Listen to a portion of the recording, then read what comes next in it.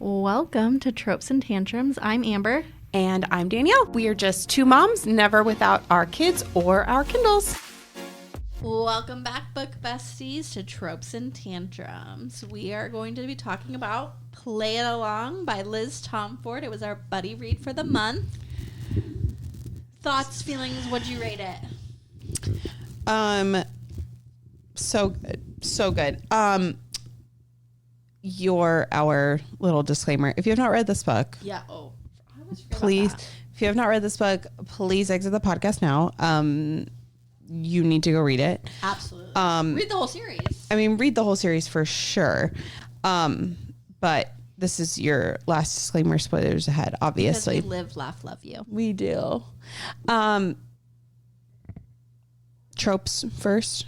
Yeah. Um, Boy obsessed, golden retriever, marriage of MMC, convenience, perfectionist, FMC, rich girl, drunken marriage, turned marriage of convenience, like she said, workplace romance, sports romance, stepbrother's rival, he falls first, found family. yes, all that, and dual POV. Yes. Loved it. Easy 5-star for me. Easy 5 stars. Like probably one of the easiest 5 stars I've ever given in my life. No, literally. It was so good.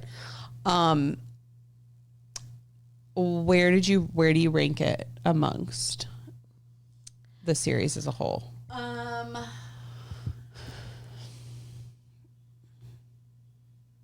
Okay, I just want clarification. Story, or like where I rank them, like as a whole book, or just as characters? So book, male main character, female main character, couple. Okay, well then those are all different. I know. Okay, so for me, for book, it'll be, which was going to probably shock a lot of people, but Mile High, The Right Move, Play It Along, Caught Up. Now, for couples, based off couples, it's going to be... Mile High is the first one for you? Yeah. Your favorite book? Oh, I didn't read it, so we just never read it? No, we went straight. Okay, no, you need to go back and read it. No, I went straight into The Right Move. You need to go back and read Mile High. Okay.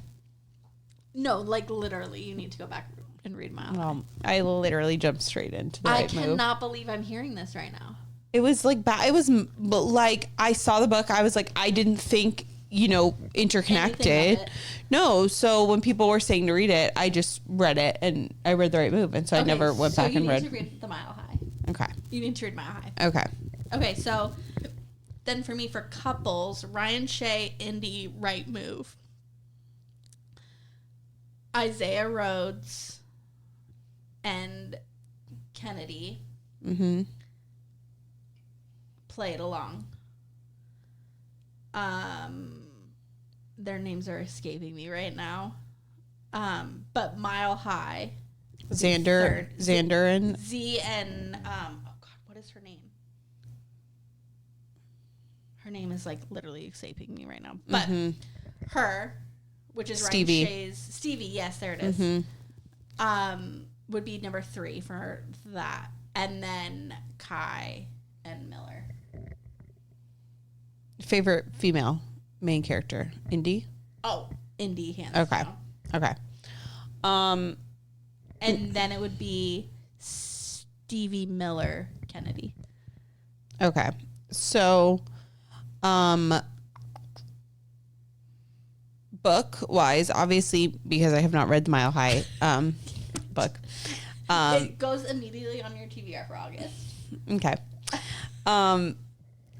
So favorite book is Play Along, with The Right Move right below it, then Caught Up. As far as men go, Isaiah Rhodes has taken the top spot from Ryan Shea, but only by a smidge. And then obviously Ryan Shea, and then Kai. like I said, I don't, like, obviously I've only seen glimpses of Stevie and Xander amidst the other books. So I cannot make a full judgment call on that. As far as couples go, Ryan and Indy, Isaiah and Kennedy, Kai and Miller. Then with female main characters, Indy,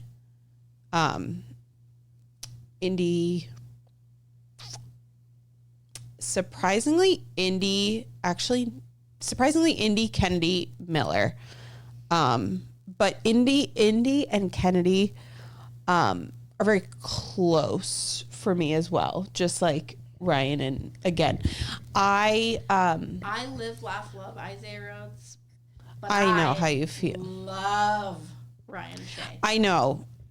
Like I said, they're very, very close. Very close for me. Extremely close. Like, yeah. I mean, I get the closeness, but no, I don't know. think anyone can touch.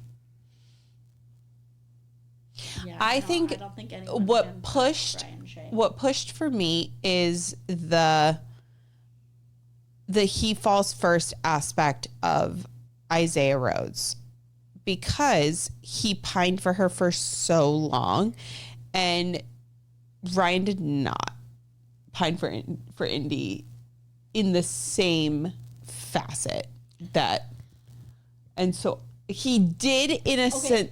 I see what you're saying. Yes, I totally see what you're saying, but for me, I think that like Ryan like literally couldn't, because of the betrayal that he experienced. No, 100%. Prior, and 100%. Like he wasn't like mentally there. No, I totally, yes. But like also, but then there's Isaiah who like, and I think it was his brother who said it best, was like, he's the way he is because we lost our mom so young that like he's just looking for someone to stay. And like your stepbrother was so mean and like took all of his girlfriends. Yeah. And so like he's never had someone who stayed, and like and he always knew that Kennedy was engaged and like mindlessly flirted with her and like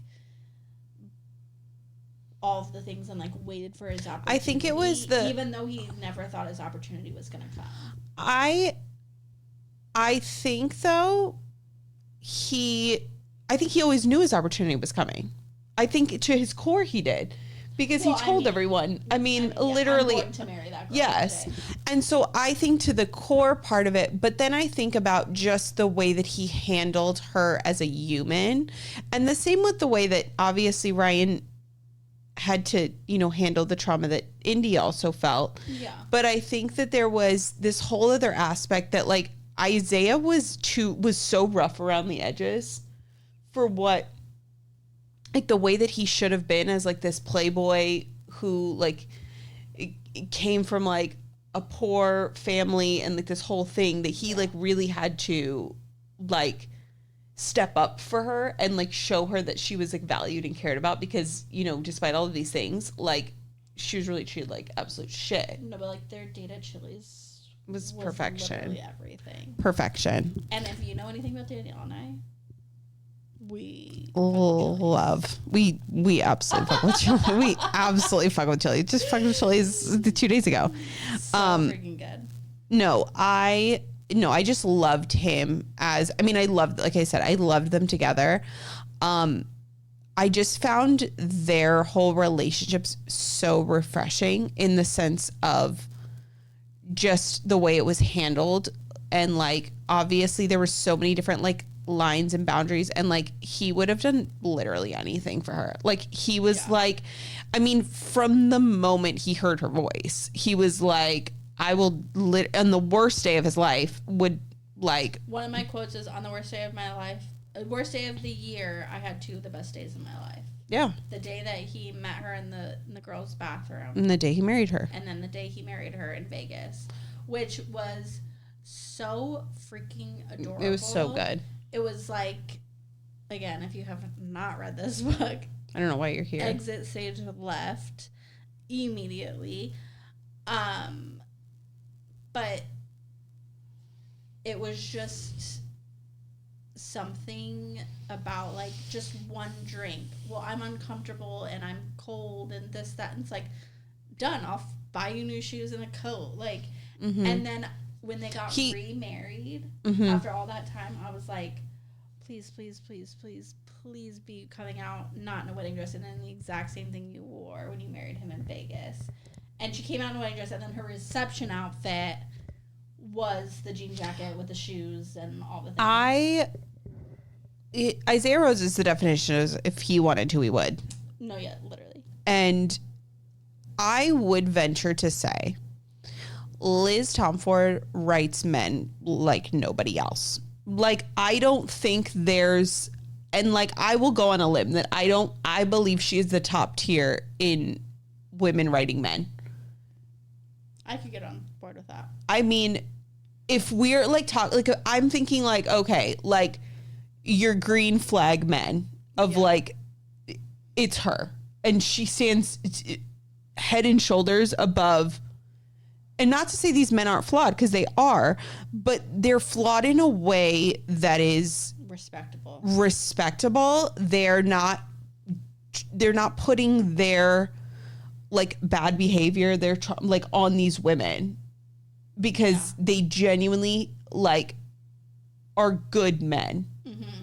And again, not to say that that's like that there's not a place for your men in, especially in dark romance, where it's like skirt. There's a lot of morally gray situations. Extremely more black is the color, okay? But like, I love that she has created these men who are flawed, have issues, have things they're working through, but still put these women on a place of respect and honor. And yes, and here's the thing. It's not that she can't write men that way, because there are men in these books that are absolutely horrific and treat these women very poorly. And you see that she can do it, but she takes these men and she flips them, and she's like, puts them on their head. No, she's like, no, we're not acting this way. We're not going to do these things. And I just love that, because like Isaiah could have been truly the most like playboy, bad boy-esque of the whole series. Truly. I really want you to read, I'm saying it again, but A.K. Landau's books, because I know. Feel the same way about the men in her books. And obviously I'm very particular about that, so. Yes. And she does character development really well, so. And you're trying to, I have to add that to my list now that I also have to read Mile High after you finding out that I have not read it. Like, that just shocked me. I had read it. I needed a palate cleanser, and someone was like, "The Right Moves, the best book I've read all year." Blah blah blah, and I was like, "All right, whatever." Who was I to think that it was like within anything else? And then after I read it, I was like, "Oh shit, I guess it's like within a whole different world." But I mean, again, no regrets here, zero regrets. And here's the thing: it doesn't matter, because like The Right Move was still like top tier for all of these situations up until this point. Honestly, one of my favorite parts of the whole book, which is also one of your favorite parts of the whole book, was Kai's retirement.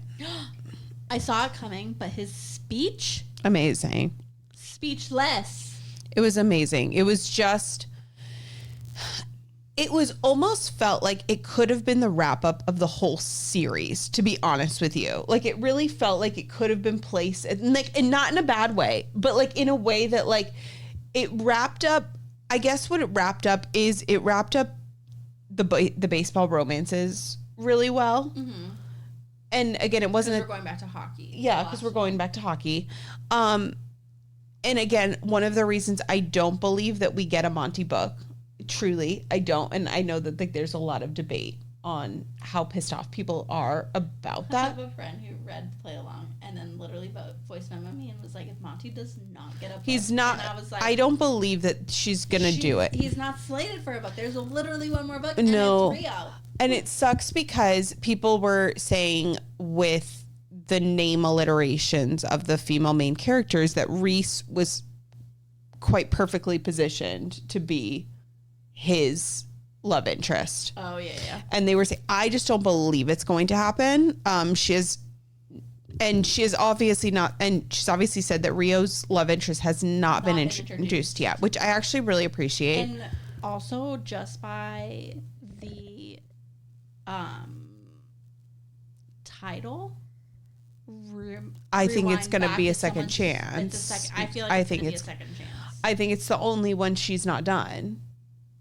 Like trope-wise? Yeah. Yeah, I think you're right.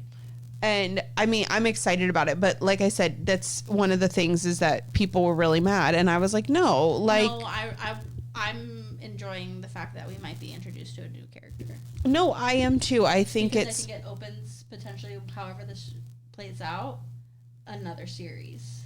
Like an I could see though. I could see that for sure. I just don't think. I know everyone's like rooting for the Monty book. I don't want or need the Monty book. Okay, that's how I feel too. And I'm like, am I like in some like weird thing? I just like don't. I get the hype. I'm excited. Like I'm thrilled for him, but like I don't. But I don't need it. Like I'm not thirsty for it. No, not at all. It's just it's not in the cards for me. I'm not like, and I like didn't like love Reese as a character, to be honest with you. So I really didn't like care for her. Well, I didn't know like how to feel about her. Period.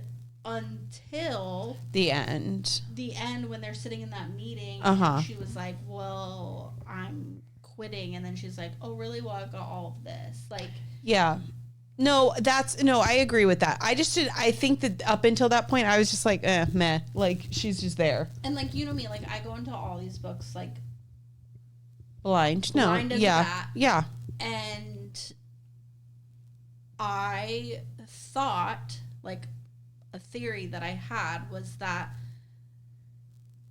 she's going to, because she's going to be on these trips, like she's going to be traveling with the team, and and like something's going to be said, and them still being married out of convenience so she can keep her job while she is applying for this other job kind of situation was gonna blow up in their face.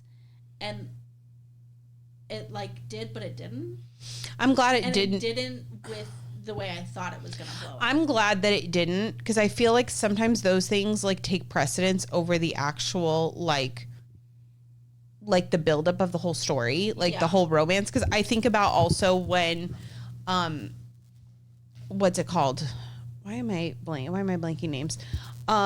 First book in Done and Dusted. We kept kind of waiting for the shoe to drop for him to find out that they were together. And you kept like the buildup of like her brother. Yes. Okay. And you kind of waited the whole book. You're like, you know it's gonna happen, and it just wasn't as bad as thought it was. Yes, and I feel like that's the way it should be, because so often these books like hype up these situations and then they overblow them as like, and then it's just and then it's a third act breakup, and it's like a whole like thing that's like, for what? Like a third act breakup that's like well placed and like understood, and it's not just a miscommunication situation, that it's actually like least favorite trope. No, it is, and it's like, it's kind of one of those things that I like, that those things don't happen, that they're not these big blow ups of like that take away from the romance of the book. Like it's just, I think like, and like they were gonna like try to make, Isaiah at least was going to try to make that situation work when he thought that she was gonna be moving to San Francisco. And like doing all of the things, but like what she couldn't do was communicate with her husband, which was so frustrating. And I like, you could have just been like, I didn't get it, and then later on that night be like, look, like I actually turned this opportunity down because I want to like move forward with this, like I want to see where this could potentially go. I'm willing to walk away. Like they had so many different moving pieces on their game board of their marriage, and it was just I know which one that was. No, so here's where I liken it to. I think that it's the people pleasing Perfectionists. where she felt like Yes. she wasn't valued, blah, blah, blah. Same shit as Ada in Swift and Saddles. You're so right. And that's why I think, again, same vibes of why I connected so much to this book is just the way that, like, she struggles to communicate in the way that she knows she needs to, yes. but she's just not been doing because that's not. Teach me. Yes. And that's the way that I just felt like it's frustrating. It's like you want to shake her and then, like, you're like, why are you doing this? But then, like, I sit back, I'm like, oh, it's like 100% like exactly the way like I exist on planet Earth, and it sucks. Also, yeah. Okay, I'm gonna say this, but like I know I have kids, and like I've always wanted kids. Yeah. Okay, like I've always wanted to be a mom. Mm-hmm. I loved how normal it was in the book for him when I think it was in the epilogue, like he was inner monologuing about like whether or not they'll have kids, and right now they're like, we're not, and that's okay. Like we love being an aunt and an uncle, and normalize that in books. I think here's the problem with it. Not with it in this book. That's not what I'm saying. Normalize it, but don't make it your whole fucking personality trait, because I think that's the problem with. No, I'm saying in other books, no, I feel like but like in this book, they never like once talked about children. They never talked about it. It wasn't like. And then they had a baby. Like no. Yeah, no, it was more of like we discussed this out of the book kind of situation. You know what I mean? Yeah. Off page, like we discussed this, and like it wasn't something that was like so present that needed to be talked about. Yeah. But like normalize that happening in books, or like where it's not like I really don't want to have children, and like it's not this whole production, in my opinion. It can be just as simple as like we're totally content, like being totally madly in love with each other and being the greatest aunt and uncle to our nieces. 100%. And I think that the problem is that so often in books, it's either one way or the other. Like it's like the kids become like the sole focus. Yeah. Or you have the other side where it's like they're like so against having kids, and they're so like, I don't understand like why people, and there's no middle ground the way that they have. Then you have the surprise pregnancy, and then it's like, oh, I can't be a dad. I've never planned on having kids, and now this like I'm gonna go. We can't be together, and then it's like. Well, and you haven't. And then you hold the baby, and you're like, I could do this, and it's like, you haven't read Out on a Limb, which I do think you would love, because the whole premise of the book is accidental pregnancy, but it's very much these two people who didn't anticipate having kids, but didn't make it this whole like random thing. You would really like it, but it's one of those things that I feel like that's like it doesn't need to be a big dramatic to do. It's just like it just needs to be a to do. So I'm actually wondering now, thinking about it, how will she approach Rio in the book as part of this found family with these people that this love interest that he has does not involve with? How does she fit in? Because you kind of had at the end of, Kai's book where you had Kennedy come in, and then they were kind of like, she was like, I don't know how to like interact with people. Yeah. And, but I kind of am curious to see what do they bring to the epilogue of his book, where is he settled, married, or are they just dating? Because none of the other characters are like just dating. Because all the other characters are married kids. Yeah. And so I'm wondering if she brings it to a close where they're just like dating and they're happy, or they're engaged and they're happy. And I don't know.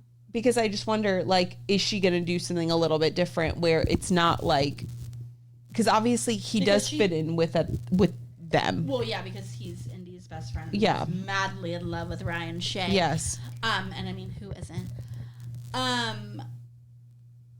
I don't know how to answer that, but I also wonder if, like, because of the title, is it going to be a play on, like, the second chance aspect of it all? Because it's, like, rewind back. Mm-hmm. Or is it someone that one of the girly pops are going to bring in? I don't think so. And I don't, and, like, and you're right. Like, I say it, but then I don't feel it in my soul as much as I feel like a second chance, because these girly pops only vibe with each other. Let's be real. But that's what I'm saying. I'm wondering how it feels to bring in someone that he's bringing in, because Kennedy came in essentially through Miller more than. Could it be friends to lovers? Like, they're friends from the past?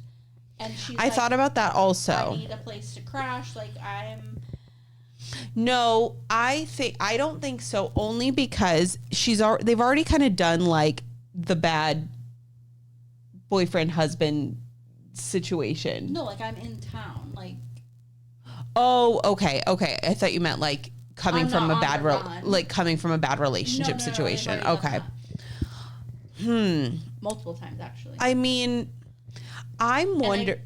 And they're not going to do infertility again because they just did that with Indy and Ryan. So what I think it could potentially be is, I think that we may get, obviously I think we'll get more of his backstory, but I think it's him going home for a reason, and then them rekindling, and then him being like, I have to leave to go back to my real life. Ooh, I like where that's going. I think that could potentially, and yes, they did have aspects of that with Miller's story, totally, but I think it's a little bit different because Miller was essentially coming home to her dad, and he's just coming back to like his normal life. So I'm thinking something brings him back home. They reconnect, whether it be past relationship, friends, whatever, and then they start to kind of have something, and then he's like, this isn't my like home, like I don't want to be here, like I have a family that I've created in Chicago, because I don't know where he's from, like they haven't really alluded, I don't believe to where. I don't think he's from Chicago. And he's the youngest of the group. Yeah, I don't think he's from Chicago. I think he's from elsewhere, and I think that they maybe try to do a long distance situation potentially, because they really they haven't done a long distance situation technically, because it's been pretty much forced proximity for all of them. Yeah. So I'm wondering if that's where it comes into play, is he's coming from somewhere else. And I'm down. I am too. I am down too. Again, when this book comes out, I will be avoiding all spoilers, all teasers, all the things. No, same. That's what I do. I mean, at the most, I prefer it that way, honestly. I mean, I do too. I'm excited about that. I'm not excited about the series like being like fully over. Me neither. I'm gonna miss it. But I'm excited to see what she does next. I do hope she does more next. Like as far as like, and I don't think she needs to necessarily do a spinoff like of this, because I don't necessarily think there's more to tell unless. Or is her stepbrother, if she sticks with the sports romance. I hate him. I just don't like him. I just can't. I'm just like, can we just move on from him? Like, he's not it. Dean. Is that what his name is? He's the worst. I can't. Just get out of here. I exit. Bye, Dean. I mean, ugh, yeah. I think it's the name too. I think it's also the name. Gilmore Girl. But it's Girlies. There was a poll online and someone voted that he was there was like 20% that voted he was like the best boyfriend in the show, and I was like, all of you need medical attention. Like, you are not well. Therapy. You are not well. I mean, I'm thrilled that like I always laugh whenever I see the quote, like, I'm thrilled Rory waited for marriage, not her marriage, but like someone else, like his marriage, and I die every time. I've never seen. Oh my god, I'm living for it. It cracks me up every time because it's like, I'm thrilled Rory waited for marriage, not her marriage, someone else's. Dean's marriage. That is so funny. Okay. I can't watch that episode and then the like following season. I can't, because it just annoys the fuck out of me, because she's like dead set like this is the best thing she could have done, and I'm like, ma'am, not even the fact that like you literally like broke up someone's marriage, not even that, but it was Dean you did it for. Like, of all the people, I mean, you did it with Logan later. You did it with Logan too. That's because she should have been with Jess, and we all know that. So yes, even though I love Logan, but I love Jess more, honestly. But I think that's it. What was your quote? Sorry. Oh, let's get it up. Yeah. Okay. I have spent my entire life looking for validation, seeking attention, hoping for just a bit of acknowledgement that I exist, and you waltzed into my life and never left me alone. I loved it. I was like, honestly, it was hard to pick just one, honestly. I mean, there's so many much good ones, but that was the one I went with. And I mean, the other one on the worst day of the year, I had 2 of the best days of my life. I loved that one too. Let's see why. Oh, and then when Reese walked into the bathroom and they were like in there, standing in there, and she was like, "Oh, I thought no one used this," and they were just like, "Oh, I thought." My God, I forgot to talk about. Did I send you the thing where she literally says, "I'm panting for this man" in the book? She straight up says, "I'm left panting for this man," and I literally highlighted it so that we could talk about the fact that like it is your quote. No, I think I missed that. I don't know how. Like me neither, because that's what I say about I know. I write it in almost every book. It says I didn't read the physical copy. I don't read these physical copies. I don't touch them because they're beautiful. They're so pretty. I really do love that it had the lightning on the thing. I really was wondering the significance to that. And I'm happy that that actually played into it. And then like this was Isaiah's. I don't know if you guys can the see pages. The page. It's got a baseball mitt on it. And then Kennedy's has like the Vans sneaker. Did you see on Liz Tomforde's Facebook page someone posted a photo, like they were out shopping and they like saw the shoes and they took a picture and it was like, if you know, you know. Stop. That's so good. Okay. This is one of them. Okay. Where is it? Oh, nope. Those were not it. Those were not saying on the pod. Those are a lot. Those are spicy ones. But I didn't need to go to a new city to find what I've been looking for because all of these years it had been right in front of me. When Isaiah told me he loved me, I knew I had found it. He didn't say it with an expectation to hear it back, didn't say it with the hope it'd change our outcome when that call came, but it did. I just like love it. I loved it. So many quotes. So many quotes. And I think because there were so many good ones because it was like so authentic. Oh, I have to read one more because this one was really good. Please. But falling in love with Isaiah wasn't a big planned event. It was buying toothbrushes and providing food when I was too busy to eat. It was his mother's ring and eating dinner together in the booth at Chili's. It was his patience and unwavering commitment to show me my importance in his life. How lucky am I that I get to love and be loved so effortlessly. My thumbs dust over his cheekbones as I begin the other speech I rehearsed this weekend. I have spent my entire life looking for validation, seeking attention, hoping for just a little bit of acknowledgement that I exist. And you, I shake my head, you waltzed into my life and never left me alone. Is that the same? Did you say the same thing? Yeah. So I did the second half. Okay. So like Okay. Highlighted those two quotes. Okay. Separately though. Oh, that's why I had it as one. Yeah. See, I highlighted them separately. So I was like, it's the same. Did she repeat it? Yeah. Okay. No, that's fine. But I did the second half of that. Yeah. Well, you get both. So. But no, like chef's kiss, like. Mm-hmm. The colorblind, like the glasses with the hair. I called it too. I texted you and I was like, I know. I was like, I can't. I was like, I can't. I was like, I can't reply. Can't reply. Don't reply. Don't reply. Because there's nothing I can say that's not going to give it away. No, I didn't pick up on it as fast as you did. But it was like when he asked him to describe what the color of her hair looked like, I was like, I'm done. I'm done. This is the sweetest thing. And then and then he gets the glasses, and I was like, this is it. Yes. It was perfection. So it was so good. Honestly, this also 10 out of 10. The spice was 10 out of 10. The spice was so good. 10 out of 10. 10. So worth it. So worth it. So worth it. Yeah.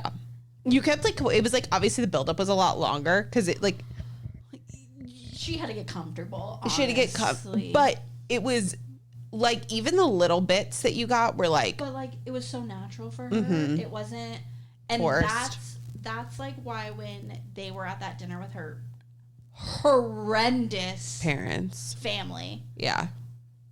horrendous. The stepsister, disgusting. From HE double hockey sticks, She's- honestly. I love She's that worse than Cinderella's. I love that you just spelled out hell and you said I fuck with Chili's.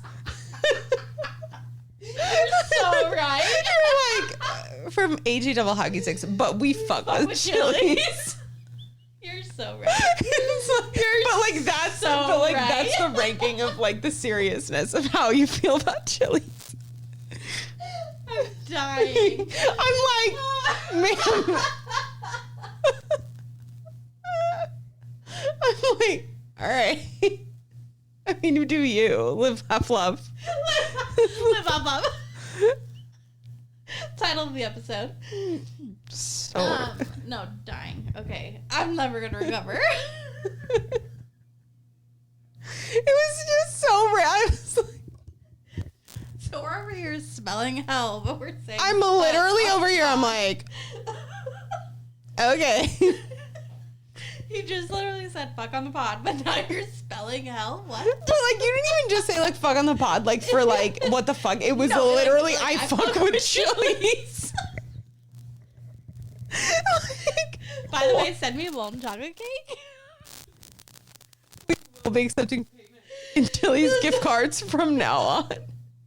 We're gonna just start recording from Chili's. Can they sponsor us? I'm mad. We should have been there today doing it. Honestly, Oh. people would have been like, "What the fuck?" No, they would have legitimately come. Honestly- like, you need to leave, and I'd be like, honestly- read this and then tell me to leave. Okay? Honestly, we will never be able to go anywhere else. If we like want to go eat somewhere, we will only be going to Chili's from okay. now Not on. only does Chili's have a very good menu, A great menu. they have a very good girl dinner menu. They do. The chicken tenders are elite. Yeah, because their TGI Fridays doesn't exist anymore.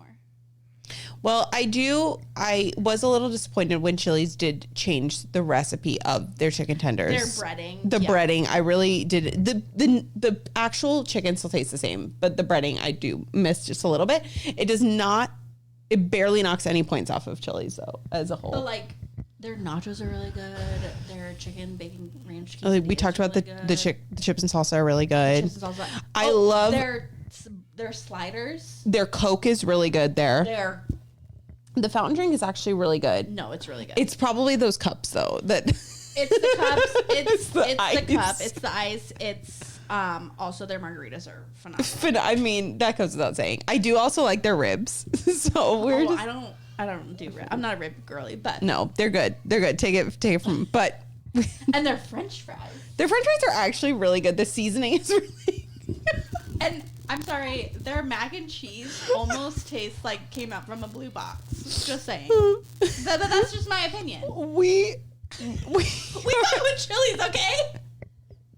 we have fully reviewed the Chili's menu. We have gone from reviewing books to just reviewing the Chili's menu. I can't. And it's not other restaurants. It's just Chili's. It's just Chili's. So we're gonna be adding another episode for the month, and we're just gonna go to Chili's, and we're gonna review their try the different items on the menu. We're gonna be like, we're food critics. I mean, and the fajitas. I mean, the fajitas go without saying, they're a main character on its own. The rice needs a little bit of work. I haven't ever had But the fajitas, Their but fajitas are top notch, and the steam. no, out of the steam is this. Hold on a second. I cannot. I'm not fully breathing. I'm crying. I'm like choking a little bit. No, but the steam in that photo you sent me of No, there it is. Look at the. It's 10 out of 10. Look Ooh, at that and live photo. the live photo. Whoa. Even better. Yeah, wild times out there. But Wild times. honestly, catch us at Chili's. Okay, and again, our book that we will be reading for the month of August for buddy reading is Weddings, Revenge, and Fake Dating by Rebel Warren. And we actually may in the next, probably in the next few episodes, maybe talk about all the books we're gonna read like for the next couple of months, because I'm fairly certain that we're like, I mean, with Lila Sage's new book coming out, there's gonna be books that we know for sure we're gonna be reading, so that you just kind of have things on your radar, because obviously like Lila Sage's, you will have to have read the other two. So and we will be doing that for a buddy read on the pod. Well, that's what I'm saying. So I'm saying if we, so just plan on, if you have not read. When is that coming out? I want to say November, but I'm not 100% sure. But I did want to just throw it out there, because obviously if you are not like a super avid reader, which totally fine. Any reader is a great reader, except the guy at Barnes & Noble who hyped up. I'll have to talk about it next time. I know what you're gonna say, and Talk about it next time. No, we can't talk about it right now, because Too late. That was a different level of chaos. God bless that woman. November 5th, 2024. So yeah. So just plan on, if you haven't read the other two in Rebel Blue, please do, and please go listen to the episodes that are already obviously up. Thanks so much for listening, guys. We love you, and we will see you next time. Not as much as we love Chili's, though. Live, laugh, love. Thank you so much for tuning in today to Tropes and Tantrums. Don't forget to like, subscribe, and follow us on Instagram. And don't forget, happy reading.